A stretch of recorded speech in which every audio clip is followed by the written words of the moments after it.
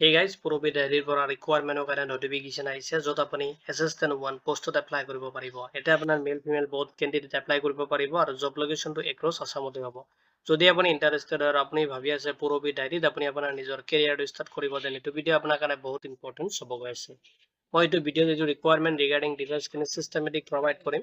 যদি এইটো requirement regarding কোনো ধৰণৰ কুৱেশ্যন থাকে আপুনি ভিডিঅ'টোৰ কমেণ্ট ছেকশ্যনত কমেণ্ট কৰি দিব। উইদিন 48 আৱাৰ্ছৰ ভিতৰত আপুনি জব এলাৰ্ট এছকে টীমৰ পৰা ৰেছপন্স পাব।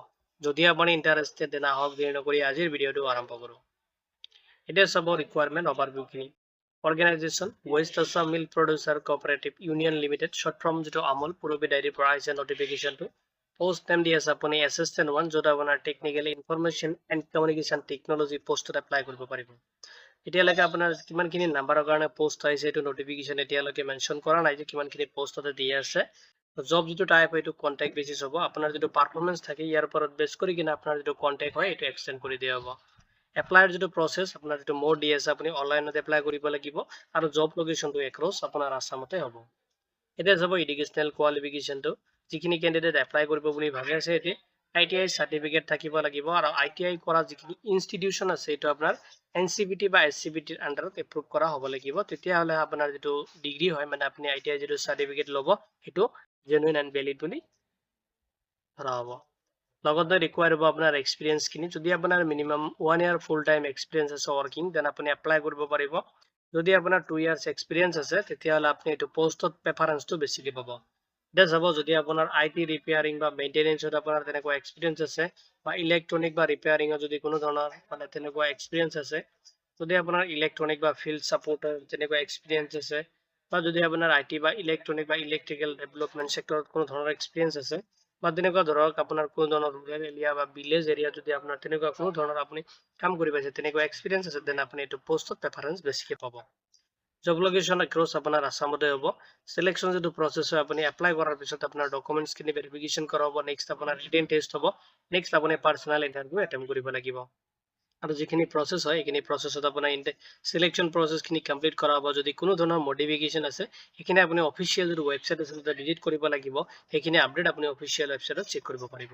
কেনেকৈ এপ্লাই কৰিব যদি ইণ্টাৰেষ্টেড হয় আপুনি অফিচিয়েল ৱেবছাইটত ভিজিট কৰিব তাতে আপুনি ৰিকুৱাৰমেণ্ট পৰ্টেলত যাব লাগিব আৰু তাতে আপুনি চাব লেটেষ্ট যিটো ৰিকুৱাৰমেণ্ট আছে তাতে অনলাইন এপ্লাই বাটনটো দিয়া আছে আপুনি ক্লিক কৰিব আৰু ফাৰ্ষ্টত আপুনি বেছিক ডিটেইলছ দি কিনে ৰেজিষ্ট্ৰেশ্যনখিনি কমপ্লিট কৰিব। য'ত আপোনাৰ valid mobile number email ID আপুনি ইউজ কৰিব। নেক্সট আপোনাৰ এপ্লিকেশ্যন ফৰ্মটো আপুনি কেয়াৰফুলি ফিল আপ কৰিব লাগিব য'ত আপোনাৰ personal details educational professional details লগতে এক্সপিৰিয়েঞ্চ ডিটেইলছখিনি আপুনি তাতে ফিল আপ কৰিব লাগিব কেয়াৰফুলি। নেক্সট আপুনি আপলোড কৰিব লাগিব যিখিনি ৰিকুৱাৰমেণ্ট ডকুমেণ্টছ দি আছে যিটো ফৰ্মেট আছে সেইটো ফৰ্মেটত আপুনি আপলোড কৰি দিব আৰু যিখিনি ডিটেইলছ আপুনি তাতে ফিল আপ কৰিব সেইখিনি ডিটেইলছ আপুনি কেয়াৰফুলি ভেৰিফিকেশ্যন কৰি ল'ব মানে চেক কৰি ল'ব। ৰিচেক কৰি কিনে আপুনি আপোনাৰ ফৰ্মটো ছাবমিট কৰিব আৰু যিটো লাষ্ট ডেট দি আছে তাৰ আগতে পাৰিলে আপুনি আপোনাৰ ফৰ্মটো ছাবমিট কৰি দিব। আৰু আপোনাৰ যেতিয়া ফৰ্মটো ছাবমিট কৰিব যে ফিউচাৰ ৰেফাৰেঞ্চৰ কাৰণে আপোনাৰ যেতিয়া এপ্লিকেশ্যন একনলেজমেণ্ট ৰিচিভ হয় সেইটো আপুনি প্ৰিণ্ট আউট ৰাখিব। এতিয়া চাব ইম্পৰ্টেণ্ট ডেটছখিনি তো অনলাইন যদি এপ্লাই হয় 23 জুলাই 2026 পৰা ষ্টাৰ্ট হৈ গৈছে আৰু লাষ্ট আপুনি 11 আগষ্ট 2026 লৈকে এপ্লাই কৰিব পাৰিব। সেইটো ডেট অলৰেডি দিয়া আছে। যদি আপুনি বিচাৰে এইখিনি অফিচিয়েল ৱেবছাইটত চেক কৰিব। কেতিয়াবা ধৰক আপোনাৰ ডেট যদি কিবা কাৰণৰ সলনি হৈছে আপুনি এইখিনি অফিচিয়েল ৱেবছাইটত আপডেটখিনি পাই যাব। ইম্পৰ্টেণ্ট ইনষ্ট্ৰাকশ্যনখিনি চাব।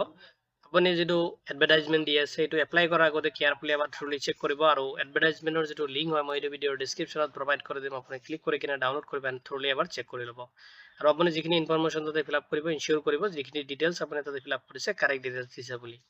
লগতে আপুনি যদি ইণ্টাৰনেল কেণ্ডিডেটছ হয় পূৰবী ডায়েৰীত যেন আপুনি NOC ছাবমিট কৰিব লাগিব। লগতে আপোনাৰ কিবা আপডেটৰ কাৰণে বা কিবা চেঞ্জেছ বা এইটো ৰিকুৱাৰমেণ্ট ৰিগাৰ্ডিং যদি কিবা আপডেট আহিছে আপুনি অফিচিয়েল ৱেবছাইটত চেক কৰিব পাৰিব যিটো নটিফিকেশ্যন ইয়াতে পাব্লিছ কৰি দিব। ইম্পৰ্টেণ্ট যিখিনি লিংক আছে মই এইটো ভিডিঅ'ৰ ডিছক্ৰিপশ্যনত প্ৰভাইড কৰি দিম আপুনি তাতে চেক কৰিব পাৰিব। এইটো ৰিকুৱাৰমেণ্ট ৰিগাৰ্ডিং কোনো ধৰণৰ কুৱেশ্যন থাকিলে ভিডিঅ'টোৰ কমেণ্ট ছেকশ্যনত কমেণ্ট কৰি দিব।